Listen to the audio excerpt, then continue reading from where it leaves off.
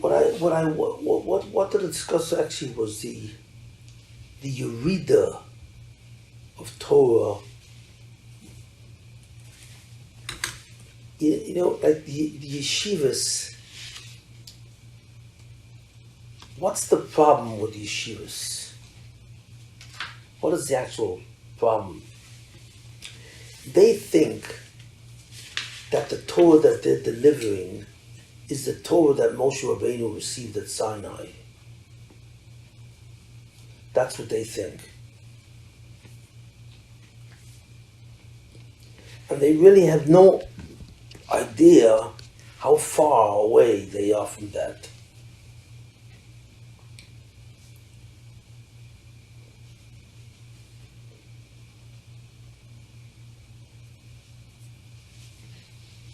And this has to do with how do you divide human history? According to what criteria? You mean? Mm-hmm. We have human history for 5,783 years. What are the lines of demarcation? You know, it's like they try and divide history between the Yeshu. Yeah, after Yeshu, Jesus, and we call that the common era, and this called ancient history, medieval history, what that's before.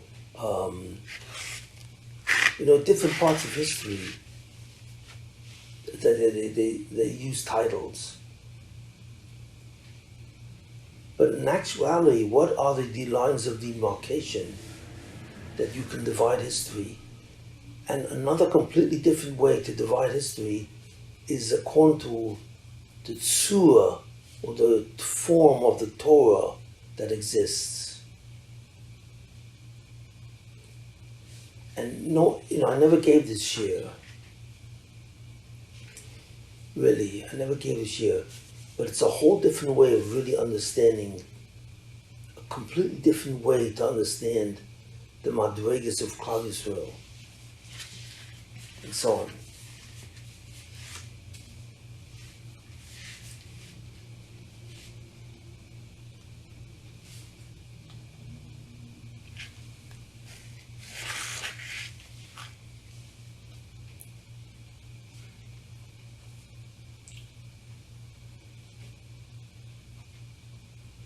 So in reality, well, what do you actually have in reality? You have the one mitzvah of Adam Harishon, the 7 mitzvahs, which is called 7 mitzvahs b'nei Noach, and then the Taryag mitzvahs.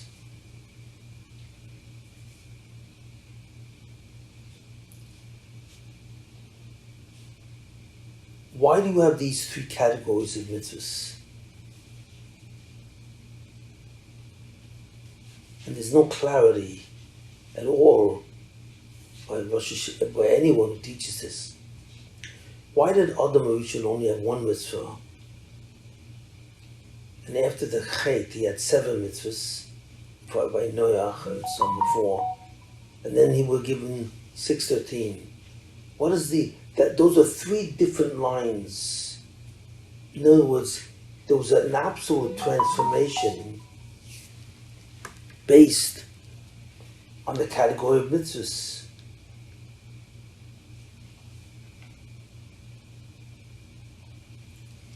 You know what I mean? So the question is, what does this mean? Why do you have these 3 categories of mitzvahs? So that's the mitzvahs going up to Matan Torah.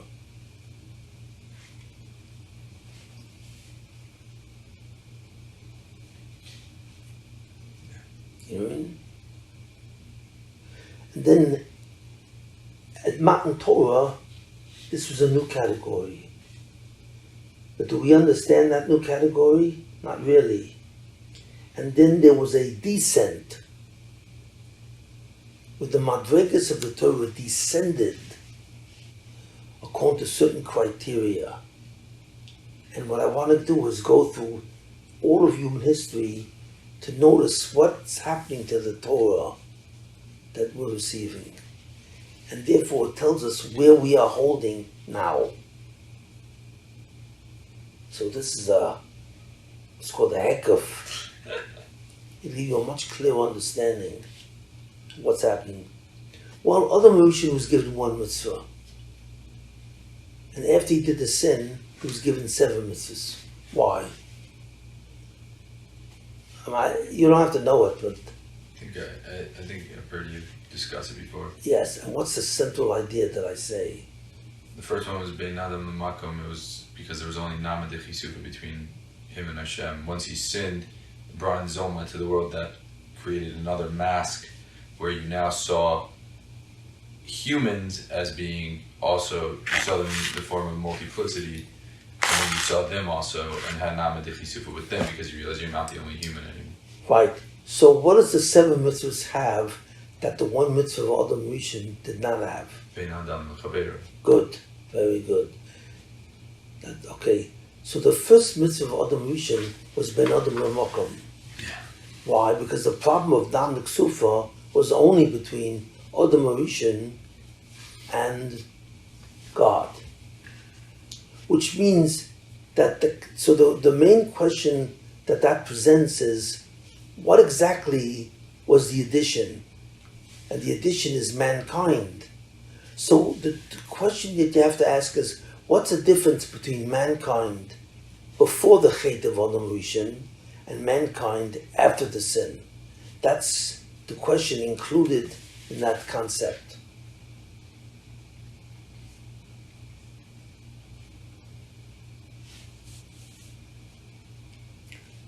Obviously, mankind after the sin were different than mankind before the sin. In other words, there would have been a mankind, but what would have been their nature? There would have been extensions of... Right. Before the sin, they simply would have been extensions of Adam Rishon. And after the sin, suddenly these extensions became individuals. So there was like a new creation of the word me. Before the sin, a person referred to himself as me, but it was a totally different me than what they referred to themselves after the sin. So the word me changed.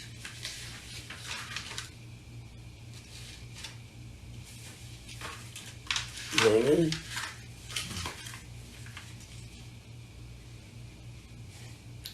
Okay, good. That's 7 that he said, including the mitzvah ben Adam L'Chaveroi, because now they became new subjects. They became real subjects. Before the sin, man, the people, the me of these people were extensions. They were not true subjects. Mm.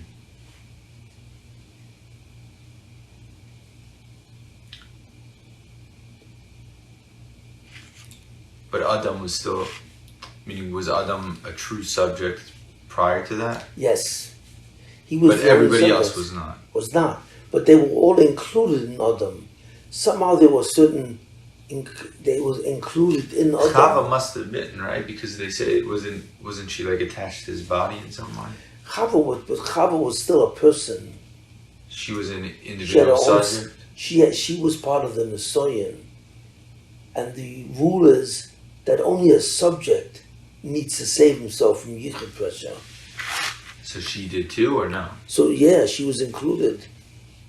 That's why she ate it herself. She did the sin first. It was her own sin. Yeah, so she was a subject even too. But So their the children Yeah. were not, or would not have been. Well, there was no childhood before the sin.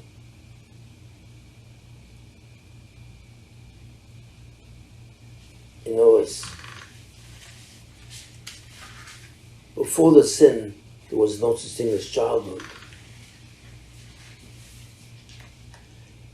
So the next question is, So what's the difference between the 7 mitzvahs, which now incorporate the mitzvahs bein Adam Chaveroi and the Taryag mitzvahs?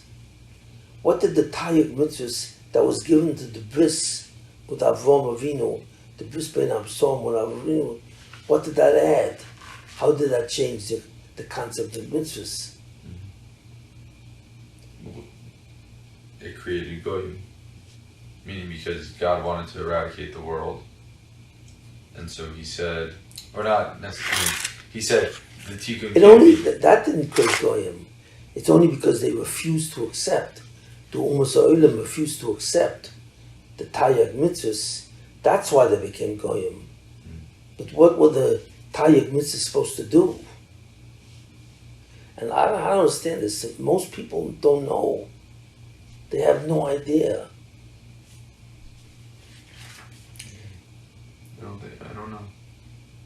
Well, then you don't know really what a Jew is. Well, you've given cheer on it before, though, right? Like about what did it introduce? The Taryag mitzvahs introduced what concept?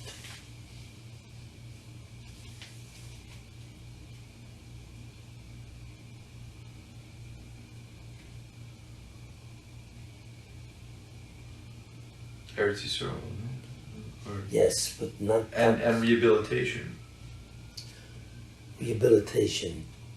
So what concept is included in rehabilitation? Tshuva. Okay. Korbanos, Beis Hamikdash, Korban. And what did that do for the person, the Zulasai? It allowed him to be saved from din. Okay, so it was provided a guarantee. That's the key thing. Which Chazal say, Yisrael, Afa B'Shechota Yisraelu. So even though a person sinned, you know what I mean? He was still a Yisrael. You know, he had an imprint. A Jew was a person who was a guaranteed Zulasai. Whereas everyone before the Taryag mitzvahs were unguaranteed Zulasais. So long as they didn't become Moser. Okay, right.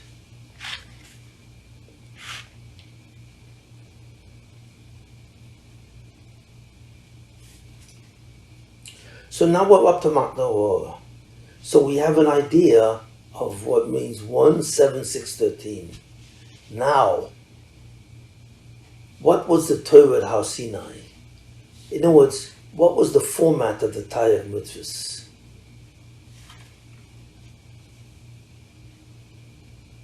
What was it supposed to be, or what did it come down as? What was it supposed to be? In the form of nun. Right. So the original Taryag mitzvahs that were given in Har Sinai were supposed to be the whole Torah. You know, the Torah, the Nun.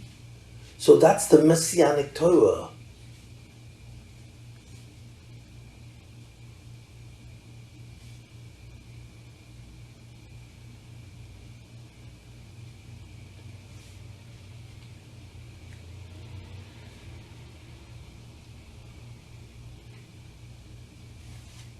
You know, and that's called the Luchos Rishonos, the first tablets. Now, I don't know if they were supposed to receive the Nun itself at Matan Torah, or they were supposed to start, the Nun was revealed to them, and they were supposed to start it and work their way up. So I don't know if it was progressive or instantaneous.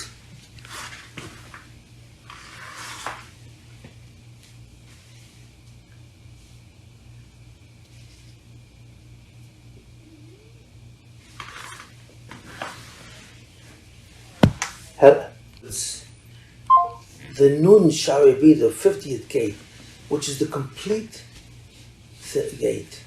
You know, it was given from the Luchos Rishonos.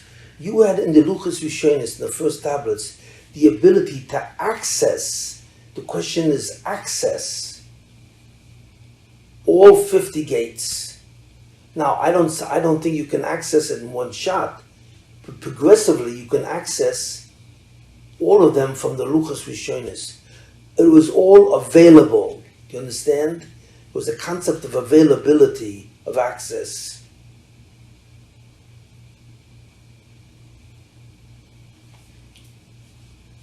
Now we're going to look at the Luchos Rishonos. What happened? There was a deterioration of that down to today. And what are the steps in the deterioration?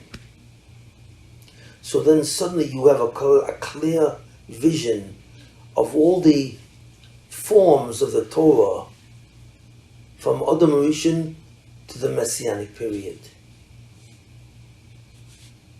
And, no one has really ever done this, and so on. So what happened was the Chet of the Egel. The Chet of the Egel did something. It took away the access to the Nun. So the Torah was put in a different form. And that's the form we have now. And this new form was given a second time to Moshe Rabbeinu in the form of Luchos Shnius. So the Torah that we have now is not the same as the original Torah. The difference is, one had the Torah with the access to the Nun, and the Torah that we have today does not have the access to the Nun. It only has access to the 49 levels. So it's a different form. And that second Luchos were given on Yom Kippur. So suddenly the whole Torah is in a different structure. In other words, the Luchos Rishonos, this is very important, the Luchos Rishonos had only one structure. You know what I mean? Where you can access all 50. But there was only one structure. Today, the structure is two structures. In other words, you could no longer access the Nun, which was placed in the Panemius of the Torah, and that the Torah was given a Keli as a Chitzonius. So suddenly the Torah had a new structure of Chitzonius and Panemius. And you could only access the Chitzonius. You could not access the Panemius. So structurally there was a change.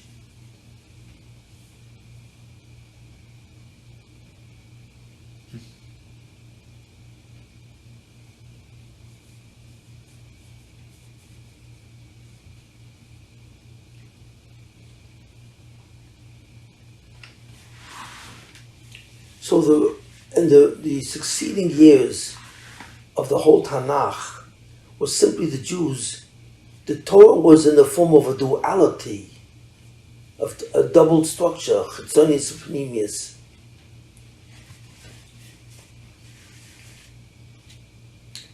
And if Klal Yisrael would have kept the Torah completely, in terms of the mitzvahs ben Adam Chaveroi and the mitzvahs ben Adam L'Mokom, they would have been zocha to a period called the Messianic period, which then with the gift of the Messianic period is access to the 50.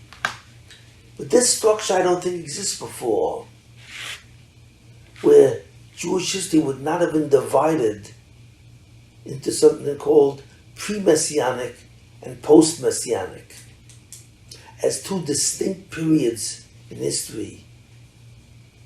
If the Chet of the Eichel wasn't done, it would have all been Messianic, where you work your way up to the 50th level, and including the 50th level. So the whole structure of Chinuch changed completely because of the Chet of the Eichel. You see what I'm saying? Until when? Well, God wanted Klal Yisrael to do two things. The Torah really has two different types of mitzvahs. Ben Adam L'Mokom, between man and God, and Ben Adam Chaveru, between man and man. between man and God is the concept of what do you call it? Was the concept of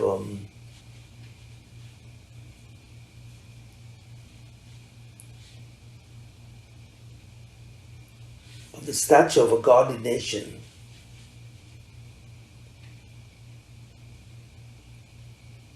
And the second concept, the second concept was the concept of a unified nation, of the achdus of the Zolosai. So the first thing, which is called a Goy Kodesh. A Goy Kodesh refers to the achdus between the Zolosai and God. And there was a second concept called Mamlechas Kohanim, which was the concept of what? Of the achdus of the Zolosai. In Torah. One was inter, between man and God, and the second concept of Mamlechas Kohanim was intra, from the Zolosai itself. Goy Kadosh was also Ben Adam Lechaver, or that's Makom? Ben Adam Lamakom.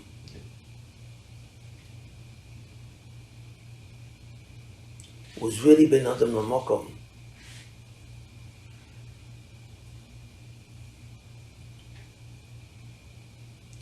What does the word Kodesh mean? What is the concept of Kedusha? Separate, sanctified. Of what? Separate from what?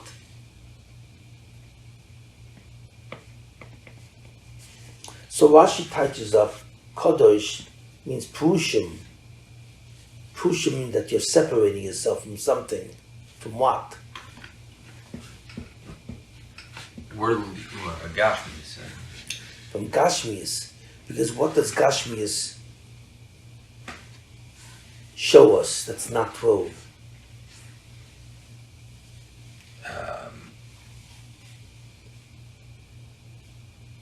Independence. Well, it leads to that, to believe that we're independent of God. So it shows me the concept of multiplicity. That's the concept which is shown in Gashmias. And Kedusha really is not the absence really of the physical universe, the Gashmias. It's the absence of multiplicity between me and God. So therefore, I don't refer to God as a you, I refer to him as an inner me. That's contained in the mitzvah of Ahavta Hashem L'kacha. That idea. Physicality indicates multiplicity, and Kedusha is the absence of multiplicity. So the function of the Torah is to create a unity between you and God. That's what Kedusha really is. Doesn't mean some holiness, like a halo or something. They have the word holy, they don't even know what the word holy means. Some others really Kaddish, they just see the yichud of Hashem. Right. Kedusha has to do with achdus, or dveikus between you and the Bnei Hashem.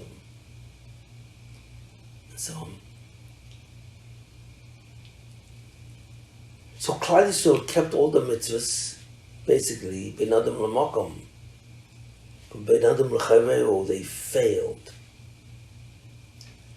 So, they got to the point, the next critical juncture in history, fundamentally, is the Messianic period, in the year 4000. So God gave them about 1500 years to do the Tayyag mitzvahs as best as they could. And what they failed miserably was in terms of the achdus of Klal Yisrael. So even though the Messianic period started, how do I know? Because suddenly Rabbi Akiva ben Yosef was able to what? Pierce the dual structure of Torah and locate the Nun. Now how did he do that? He was Mashiach. But how did he do it? It doesn't say anything in the Gemara. Because it became available at that time. It became available, but it didn't become available just passively. He had to do something, Rabbi Akiva. And what he had to do was to break the outside keli, which is the chesonius, and enter into the pneumius. You know, this was an actual activity that he did. Yeah, but how did he do that? With the seichel. He knew the method. He knew how to do it. We don't know how. The Gemara does not speak about how he did it. Now the other three Tanoim who attempted that also didn't have clarity in that methodology. So in the end they failed. But Rabbi Akiva had clarity in that methodology. Total clarity. He was able to pierce the pneumius through the chesonius and extricate the nun. So finally, the nun was available. So that juncture between Klal Yisrael keeping the Torah and working its way up to the nun, which should have been done by the Luchos Rishonos, all at the same time, or at least in one journey, now was put in two journeys. Now first you had to acquire the 49 levels, and then the Mashiach would arrive and give you the 50th level. Because the structure of the Torah changed. It was duality by the time of Rabbi Akiva. But that was the period when it was supposed to happen. Instead, something new happened. Something new happened to the Torah that completely changed everything. Because the Jews were not zocher to that level of the 50th gate. Therefore, they were not zocher to the Geula. So what happened to the Torah? A good chunk of it was wiped out in the sense that there's no Beis HaMikdash anymore. You can't do a majority of the Torah. But besides, that's what happened to the Beis HaMikdash. That's what happened to their ability to do certain mitzvahs. But my question is, what happened to the structure of the Torah? It went into Galus. Meaning it went into the form of Mishnayos and Gemara. It was written down as a book. It was recorded as a book. What book? The Mishnah and the Brises and the Toseftas. And then it was further commented on as Gemara, which is a commentary. So they never had that before. So how did people learn Torah before? If there was never a textbook. Well, that wasn't a textbook either. But how did they learn before? Baal Peh. They learned the Baba Peh, but where did they learn it from? They didn't have the what? The rabbi. The teachers, the Rabbayim. In other words, they were taught personally the Torah. They were not taught by looking at a book. But it was a man-to-man relationship. The teacher was a completely different entity then than he is now after Rabbi Akiva.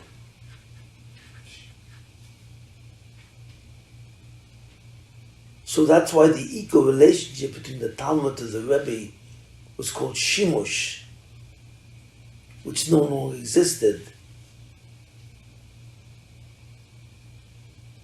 So we have no concept of that.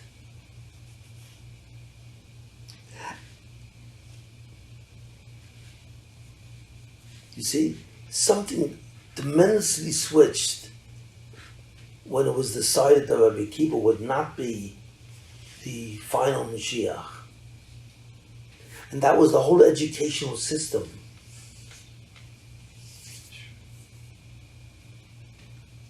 Now, what was the education system like before? We don't know. But something worse happened of a major degree.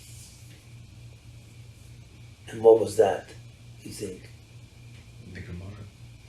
And why was the Gemara a complete new methodology of Gemara, of learning? Because it wasn't meant for teaching, like people. It was meant for the poskim. It was a record and so on. So how did that change the whole style of Torah? That was a vast change. And how would you describe that vast change? First of all, the books that were written were not textbooks. That's number one.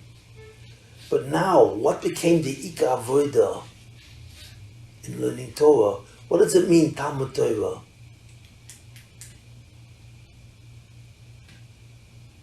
Figuring out what the person's trying to say. Good. As opposed to learning what the truth is directly from the source. So the Torah was not learned as a series of phenomena or events like science. Newton wrote a book called the Principia. When you study the book written by Isaac Newton, the Principia, how are you supposed to learn that? Well, you learned in their book, the book of a concept called gravity. So what did you want to know? Is there such a thing as gravity? How does it work?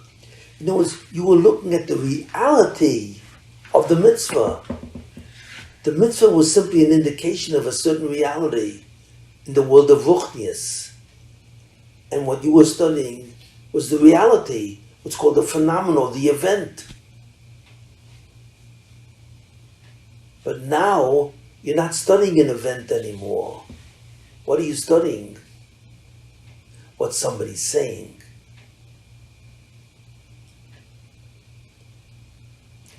Do you see what happened, the major change? Because suddenly Torah lost its garb, its surah of being a chokhmah. You know what a chokhmah means? You're trying to explain an event. What is gravity?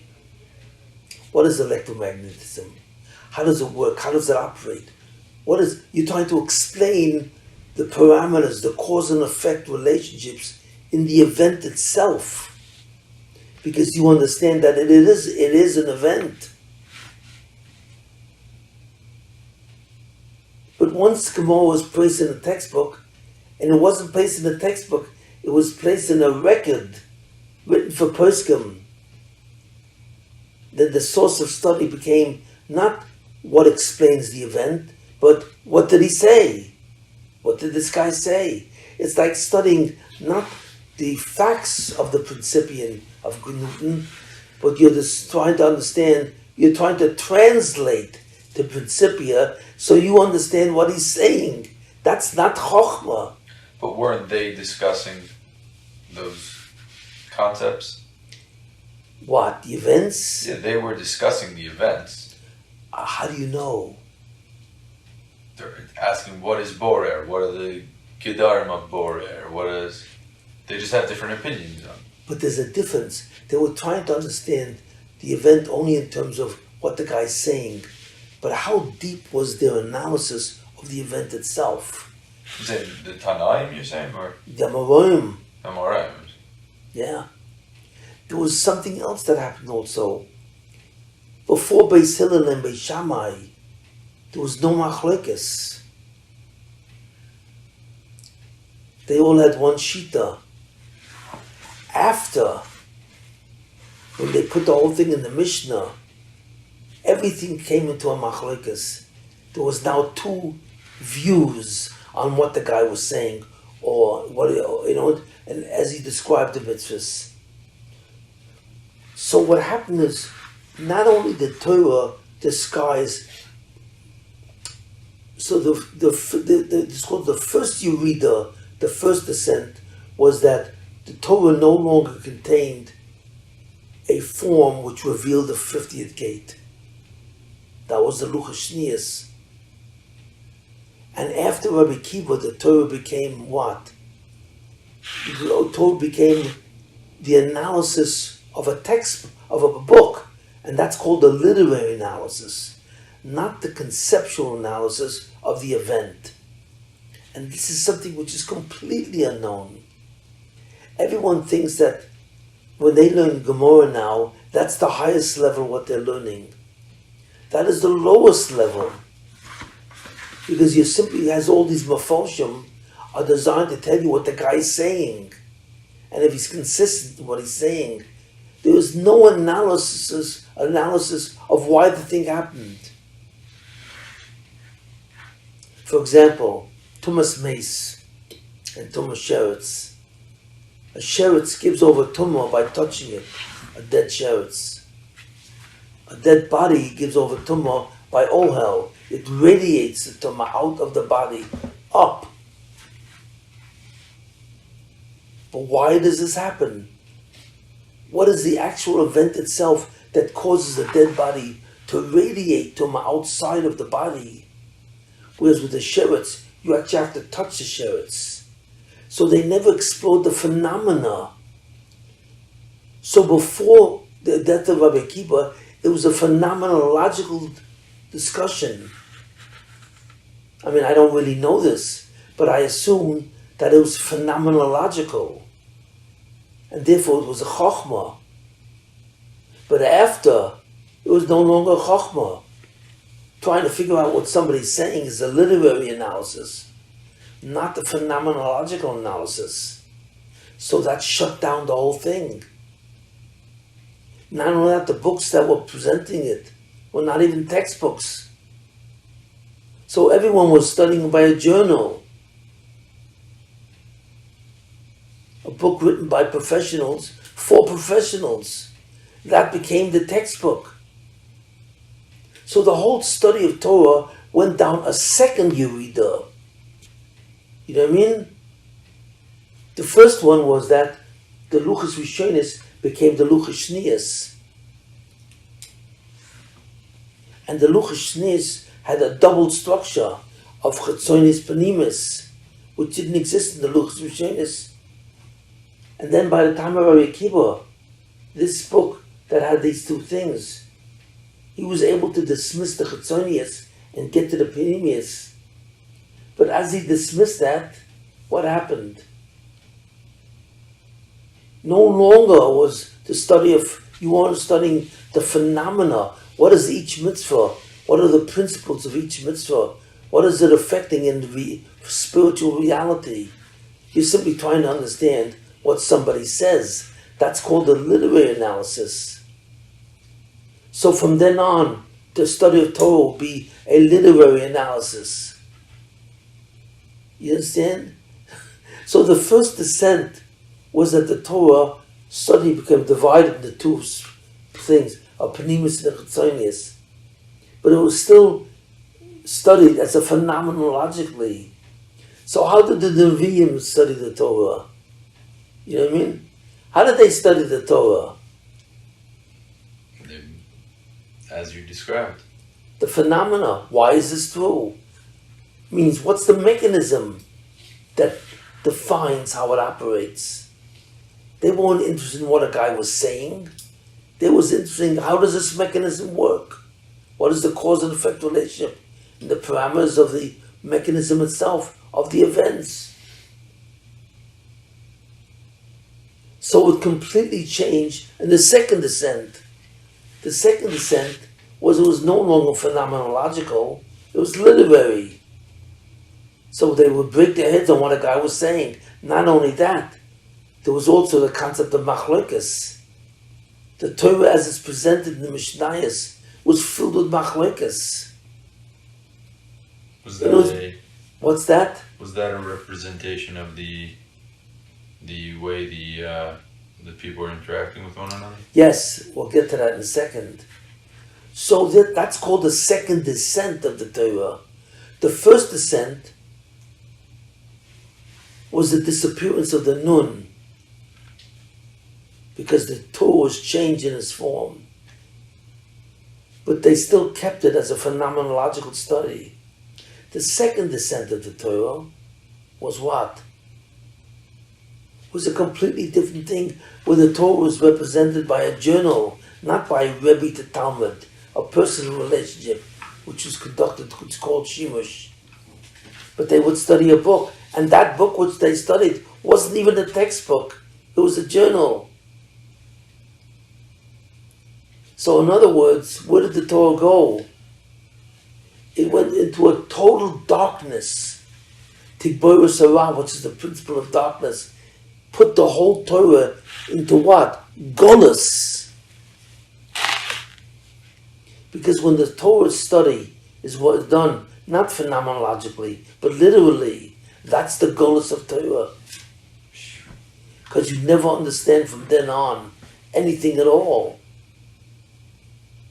Besides the fact that it was fractured into many different opinions. Almost every halach in the Torah has a machlokes, which didn't exist before Hillel and Shammai.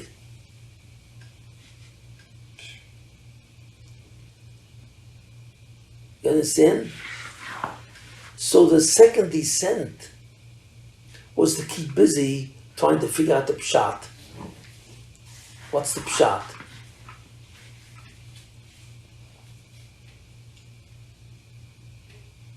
So we're very far away. And that's why the Pasuk says, and what is that first Torah called?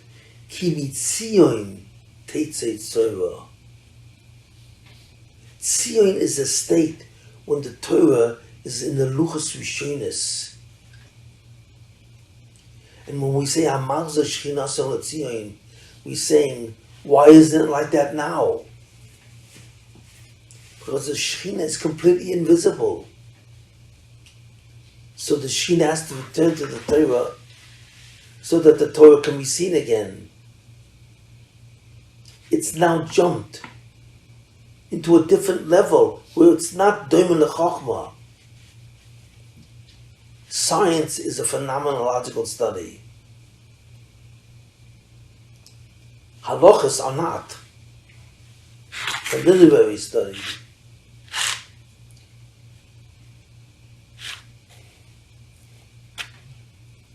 So you see what I'm saying?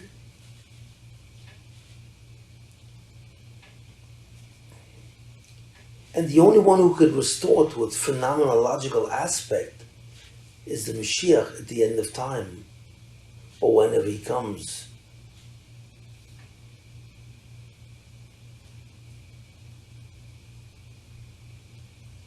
So had Rabbi Akiva succeeded in becoming Mashiach,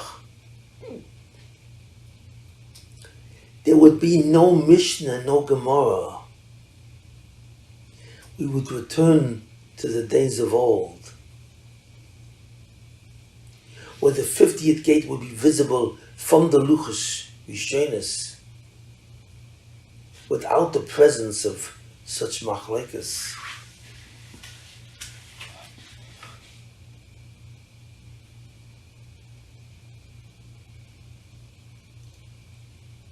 So the Torah has descended 2 levels down. And that's called the Golus of Torah. And that's the Golus of Klal Yisrael. People think that the Golus of Klal Yisrael is that they were scattered among the nations of the world. No. It wasn't that they were scattered. The Torah was put in the Golus. You know what I mean? The whole structure, because the Torah left the definition of Chochmah.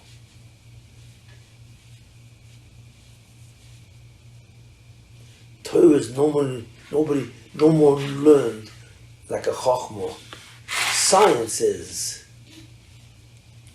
Anything that has to do with Gashmias was allowed to remain phenomenologically.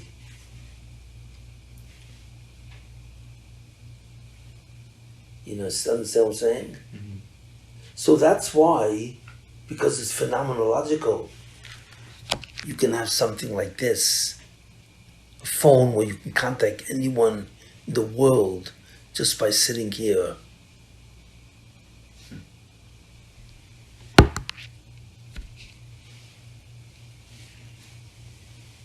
Tremendous loss. And what was the reason for the loss? Because Klal Yisrael abandoned the second most important quality of the Torah, the Achdus of the Zerosai, the Meremos Kohanim, that Klal Yisrael has to be an organism, and they have to relate to each other as an organism, which Rabbi Akiva always said.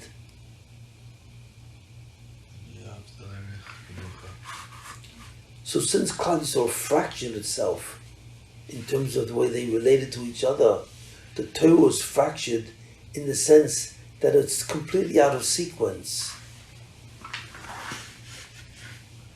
So when you learn Torah, when you learn Chochmah, you learn A, B, C, D, E, 5 components.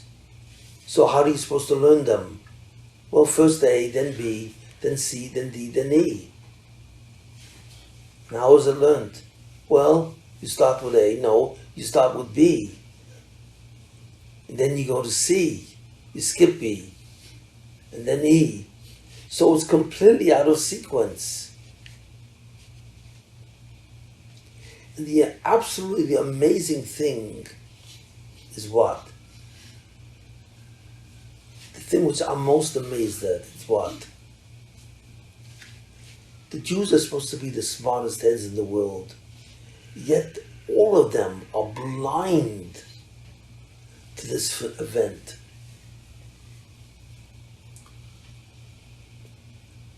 You know, nobody ever talks about this event. Nobody ever talks about the structure of the Torah as it exists now. Everyone thinks when the Mashiach comes, we're going to have a lot of Beis Medrash and people are going to be learning Gemara all day long. So that's why it says, O Chodosh al Tzion Toyeh. That when Eretz Yisrael becomes a Tzion, when the Shekhinah returns, the Torah is an O Chodosh. Not really, it's not a new light, but the whole structure of it will change, and the whole approach will change. You know what I mean? And nobody even realizes this.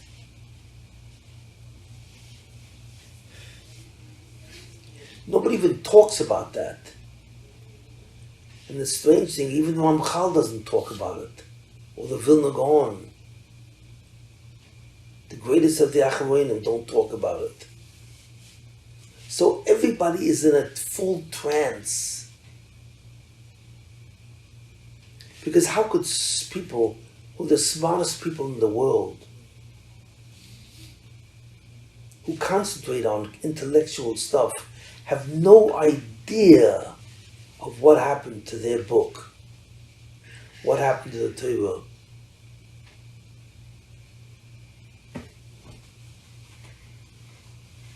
So that's why when they read the posuk, O Chodosh al Tzion Toyeh, they don't understand it. What do you mean, O Chodosh? We're not supposed to receive a new light? But they don't understand what that means. And that's why Chazal say, B'machshachem o shivani Hashem k'meis yoilam, God placed me in darkness like a cemetery. That's why the Gemara says, Zu Talmud Bavli, because Chazal realized that second descent.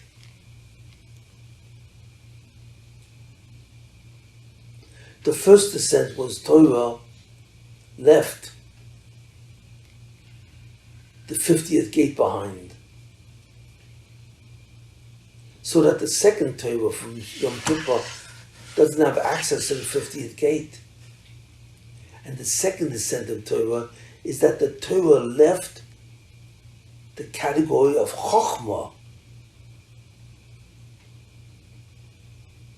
And the Jews are in a total trance.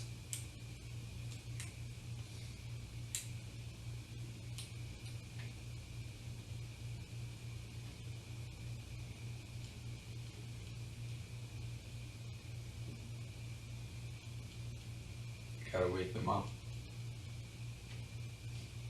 Yeah.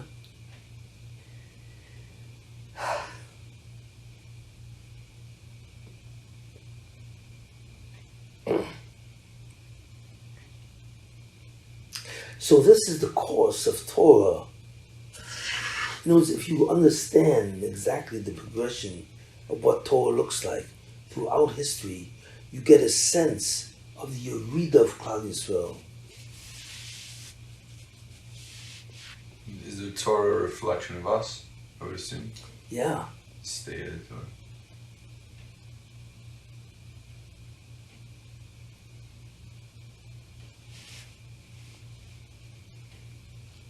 Yep.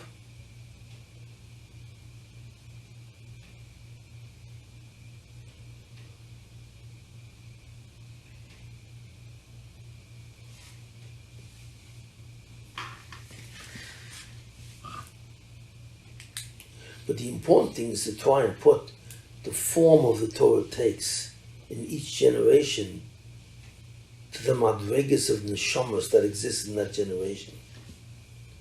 Somehow the form reflects the souls of the people in that generation.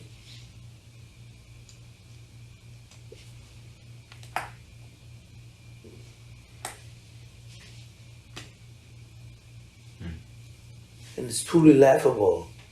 It's tragic that nobody knows at all this concept.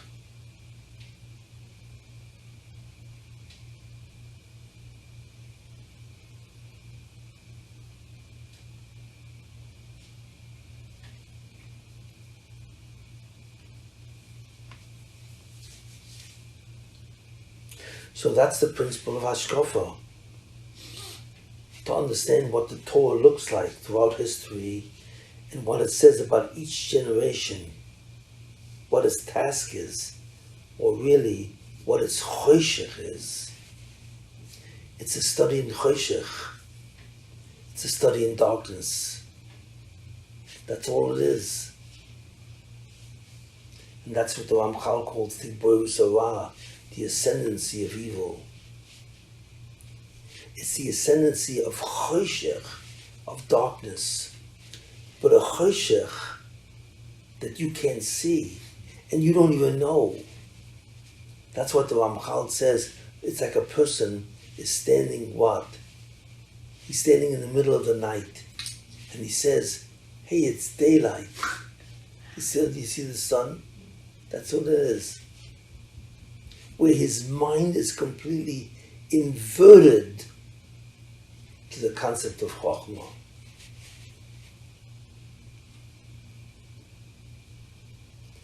And no one has any idea of the level of choshech that exists in Klal Yisrael.